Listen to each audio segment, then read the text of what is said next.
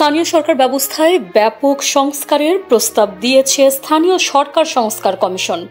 এসব প্রস্তাবে পৌরসভা বিলুপ্তি, দলীয় প্রতীকে স্থানীয় নির্বাচন বাতিল, সরাসরি মেয়র বা চেয়ারম্যান নির্বাচিত হওয়ার সুযোগ বন্ধ সহ গুরুত্বপূর্ণ পরিবর্তনের কথা বলা হচ্ছে।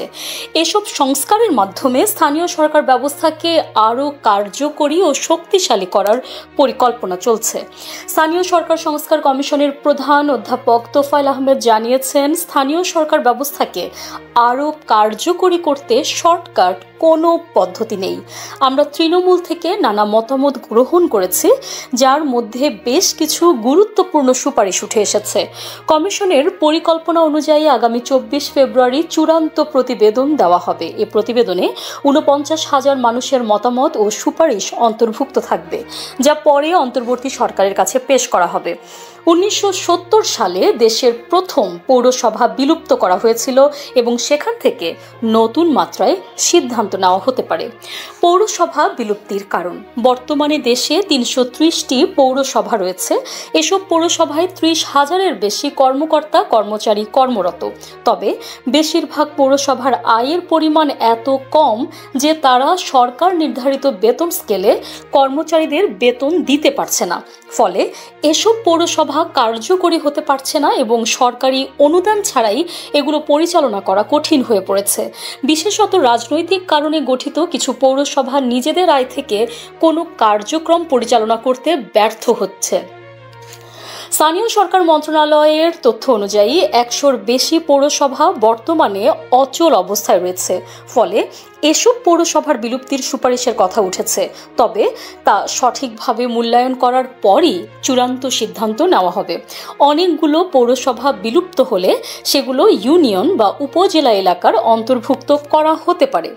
নির্বাচনী পদ্ধতিতে পরিবর্তন: বর্তমান দেশে স্থানীয় নির্বাচনে জনপ্রতিনিধি নির্বাচন প্রক্রিয়া অনুযায়ী জেলা পরিষদ ছাড়া অন্য সব প্রতিষ্ঠানের নির্বাচিত প্রতিনিধিরা সরাসরি ভোটের মাধ্যমে নির্বাচিত হন। তবে সংস্কার কমিশন বর্তমানে স্থানীয় নির্বাচনে আরও বড় পরিবর্তন আনার পরিকল্পনা করছে।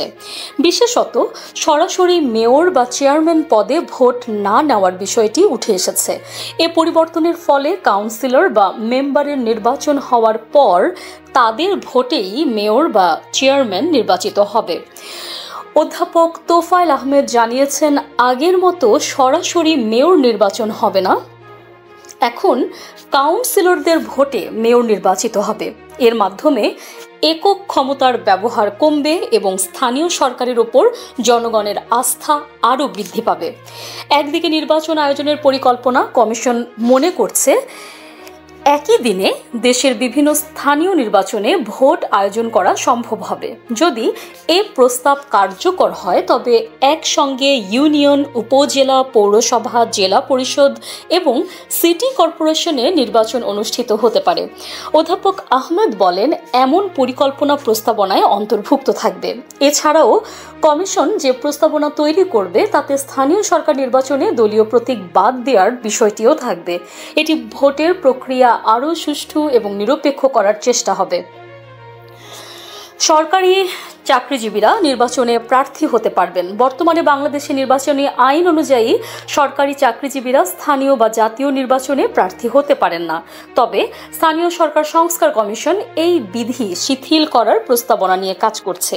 তারা মনে করছেন নির্বাচনে অংশগ্রহণের জন্য সরকারি এবং বেসরকারি চাকরিজীবীদের ওপর আর কোনো বাধা থাকতে পারে না। কমিশন মনে করে এতে কর্মক্ষম, শিক্ষিত এবং দক্ষ প্রতিনিধিদের নির্বাচিত হওয়ার সুযোগ হবে।